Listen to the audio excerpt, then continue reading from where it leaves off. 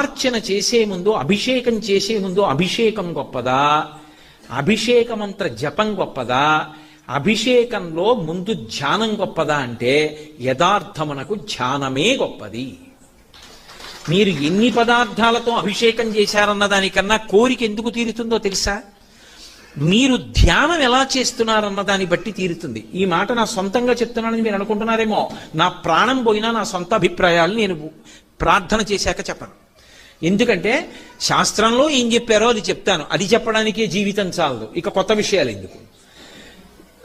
ఆపాతాళ నభస్థలంత భవన బ్రహ్మాండమా విస్ఫురత్ జ్యోతిస్ఫాటికలింగమౌళి విలసత్పూర్ణేందువంతామృతై అస్తోకప్లుతమేకమీశమనిశం రుద్రాను వాకాన్ జపం ధ్యాయేత్ ఈప్సిత సిద్ధయే ధ్రువపదం విప్రోభిషించేచ్చివం.